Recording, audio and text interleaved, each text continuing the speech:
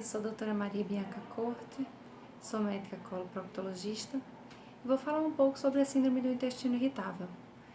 É uma doença benigna, bastante prevalente, que acomete quase metade dos pacientes que procuram o atendimento de um gastroenterologista. Na maioria das vezes, os pacientes têm um quadro clínico que cursa com dor abdominal, muco nas fezes e alteração no funcionamento do intestino. Alguns pacientes relatam diarreia, outros relatam constipação, mas pacientes com essa apresentação clínica, geralmente pacientes jovens, principalmente mulheres, e que relatam também uma piora, um agravo dos sintomas, na vigência de algum estresse ou de alguma sobrecarga emocional, são pacientes que inicialmente recebem pelo menos uma hipótese diagnóstica de síndrome do intestino irritável. E como se faz o diagnóstico? O diagnóstico é feito a partir da avaliação dos sinais e sintomas nos últimos 3 meses e avaliação de se esses sintomas preenchem os critérios que são chamados de critérios de Roma, que estabelecem, digamos assim, pré-requisitos para se pensar nessa síndrome. Além disso, é sempre necessário fazer alguns exames laboratoriais, pesquisa de intolerância alimentar, que em muitas das vezes ocorre concomitante à síndrome e que podem exacerbar os sintomas dos pacientes. Então, é sempre importante fazer uma pesquisa e uma abordagem nutricional para que a gente possa alcançar a resolução dos sinais e sintomas dos pacientes. O tratamento da síndrome passa sim por essa abordagem nutricional, por muitas vezes um suporte psicológico quando existe esse fator emocional e o estresse sendo agravantes da doença. Então, é necessário abordar esses fatores, porque senão a gente não consegue deixar o paciente tão bem assim. E o tratamento medicamentoso, que em algumas situações pode ser necessário. Alguns pacientes vão se beneficiar muitas vezes do uso por curto prazo e outros aprendem também a identificar os fatores que desencadeiam as crises de dor abdominal, muitas vezes, ou de diarreia. Então, na medida em que a gente fornece informações ao paciente sobre a doença e na medida em que ele conhece bem o seu corpo, ele consegue conduzir melhor e identificar qual momento ele deve retornar com o uso de medicação. Bom, gente, então já que a doutora Maria Bianca já explicou o que é a síndrome do intestino irritável, vou falar um pouco do que a ciência fala pra gente hoje sobre o melhor manejo nutricional de paciente com síndrome do intestino irritável.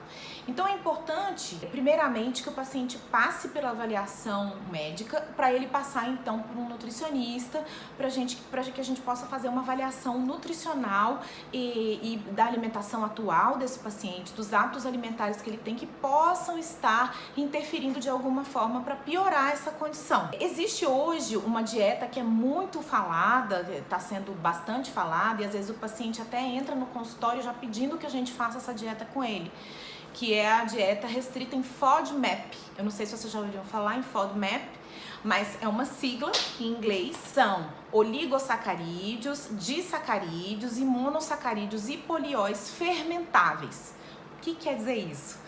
Então, na verdade, são carboidratos que não são digeridos pelo trato gastrointestinal humano e possuem alguns componentes que são rapidamente fermentados pelos micro-organismos que a gente tem ali presentes no nosso intestino. E eles sim podem causar sintomas muito indesejáveis, então podem piorar muito essa condição que o paciente com síndrome do intestino irritável já tem.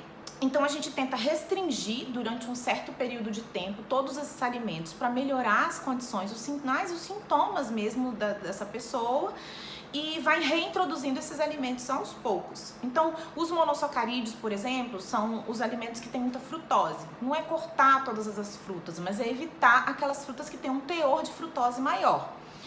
Os disacarídeos, um exemplo de disacarídeo é a lactose também. Os oligosacarídeos, um exemplo são os fruto-oligosacarídeos, e aí é importante frisar que muitos probióticos, inclusive, que a gente prescreve, tem fruto-oligosacarídeo na composição, e por isso que o paciente começa a ingerir e começa a passar mal, muitas vezes, por conta do fruto-oligosacarídeo. E os polióis, a gente pode falar do sorbitol e do manitol. Quer ver um lugar onde tem sorbitol e manitol e a gente nem imagina? Nos chicletes diet, light, os chicletes sem açúcar. Então, às vezes o paciente ingere esse tipo de alimento o dia inteiro e não sabe por que tá cheio de gases e tá com essa condição da síndrome do intestino irritável piorada. Como nutricionista, a gente faz uma avaliação dessa alimentação do paciente, das condições clínicas e também emocionais que esse paciente tem para enfrentar uma restrição dietética importante como essa e orienta então esse paciente a fazer uma dieta restrita em FODMAPs. Utilização de fibra solúvel também nesse caso é recomendado e isso o nutricionista pode fazer. O glúten é um alimento discutível, não é o glúten em si, segundo a ciência, que causa essa piora na irritabilidade do paciente, porque o glúten é a proteína do trigo, né? Mas o carboidrato que tem presente, né, na composição do trigo é que pode piorar essa condição. Então, na verdade, a gente pede para o paciente deixar um pouco o glúten de lado para ele se beneficiar, na verdade, da restrição do trigo que melhora esse processo inflamatório. Então, essa é um panorama geral que que eu posso dar para vocês. É claro que é cheio de detalhes, depende da resposta individual de cada paciente. Lembrando que a intolerância à frutose muitas vezes não é uma condição perpétua. Então, o paciente precisa ser avaliado pelo nutricionista, muitas vezes com uma frequência até maior do que mensalmente, para que a gente possa cada vez mais dar para o paciente conforto e principalmente uma variedade adequada de nutrientes para ele também não desnutrir. O paciente que fica em restrição dietética por muito tempo pode desenvolver desnutrição de vitaminas e minerais e isso pode comprometer o estado nutricional geral desse paciente. Se você tiver alguma outra dúvida em relação a isso, tanto para mim quanto para a doutora Maria Bianca, estamos à disposição, é só escrever aqui nos comentários. Quero agradecer a doutora Maria Bianca, que é uma excelente médica. Pretendemos fazer isso com outros médicos, essa associação da explicação de algumas dietas específicas com algumas condições clínicas. Até mais!